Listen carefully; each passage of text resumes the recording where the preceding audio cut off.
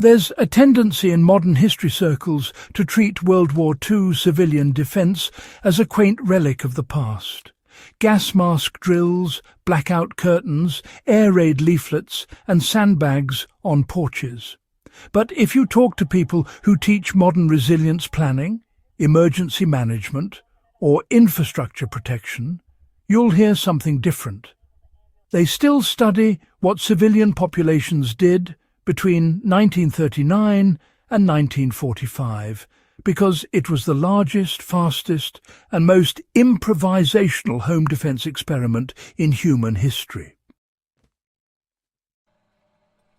Across continents, tens of millions of ordinary people had to learn how to protect their homes and neighbourhoods under conditions where help couldn't be guaranteed. They weren't soldiers, they weren't trained professionals, and they had no luxury of time. Yet the systems they built remain the backbone of everything from disaster response doctrine to urban resilience handbooks today. What they created wasn't nostalgia, it was a blueprint. Modern resilience theory talks constantly about continuity, redundancy, and distributed preparedness.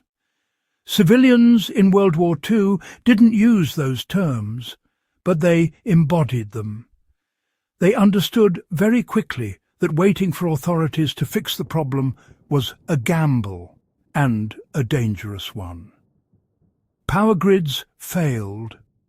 Water systems were damaged. Fire brigades were overrun.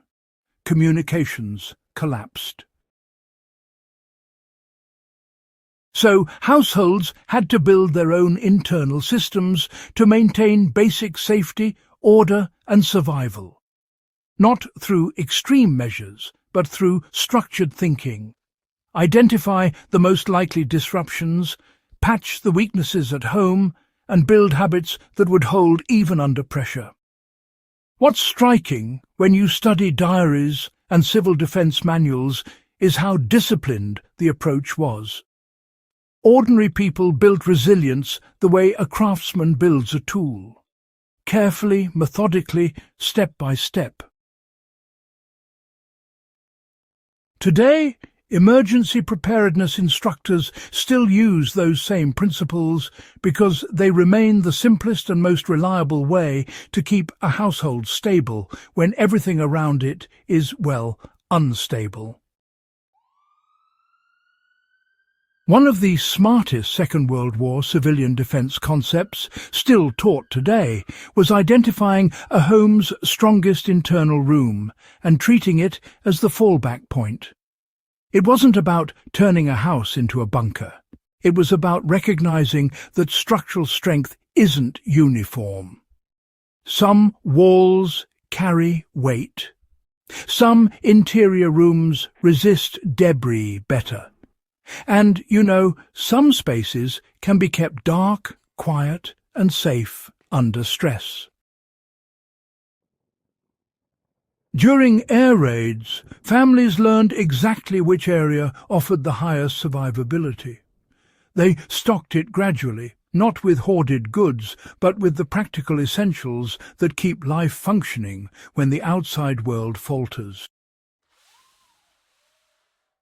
Modern resilience planners teach the same principle.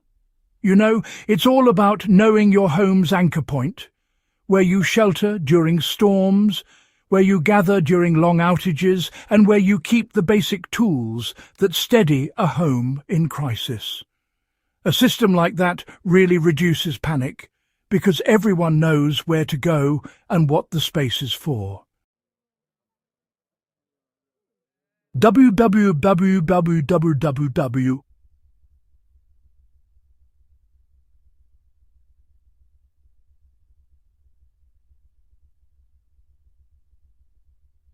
Civilians created the template, and, today's emergency manuals still follow it.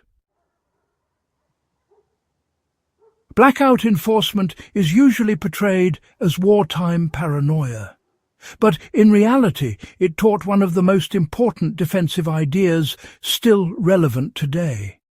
The less information you broadcast, the harder it is for the outside world to threaten you.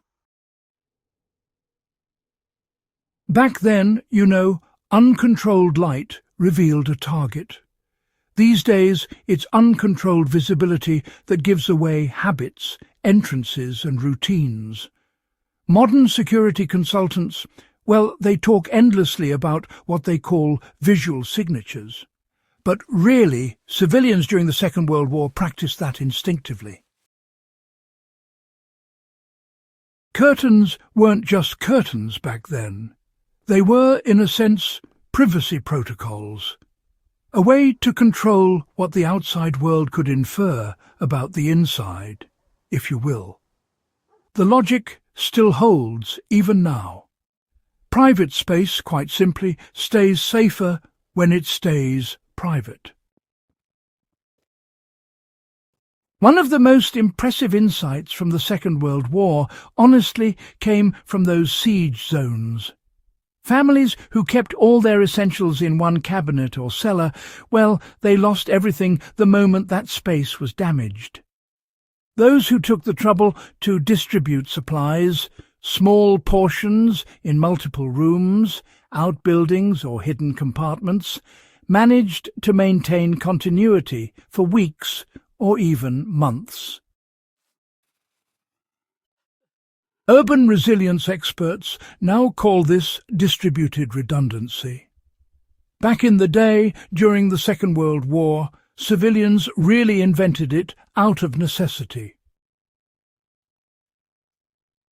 The principle is, quite straightforward: never give fate a single target. Spread out what matters so that one failure simply can't break the system. It's not about stockpiling, It's about thinking structurally. The idea that community outperforms isolation is often perhaps treated as a modern social science observation, but the Second World War proved it decades earlier.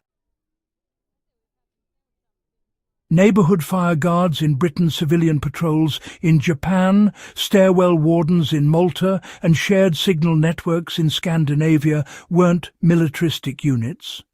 They were civilians who understood that small, organised groups could prevent chain reactions, fires, confusion, misinformation, that often cause more damage than direct attacks.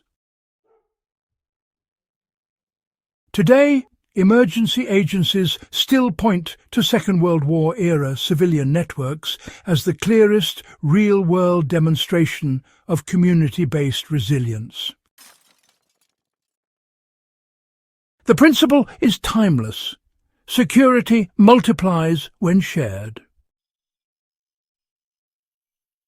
Now, this may be the most overlooked lesson of all. You see, most people today think of home defence as, protecting the building itself. But during the Second World War, civilians learned rather quickly that what truly mattered wasn't the walls. It was the functions inside them. Heat, light, safe water, communication, first aid, and a stabilized interior space mattered more than the structure itself. Households shifted their thinking from protect the home to protect the systems that keep the home alive. Modern resilience theory echoes the same message. When you protect function, you protect life. World War II forced millions of ordinary households to become case studies in what works when the world around you unravels. Their solutions weren't theoretical. They were proven under the harshest conditions imaginable. And that's why modern security experts still study the blueprint they created. If you want more deep-cut historical analysis and forgotten skills that shaped real resilience, subscribe to Strange History and share this video with fellow historians and preparedness thinkers. The past still has answers worth learning.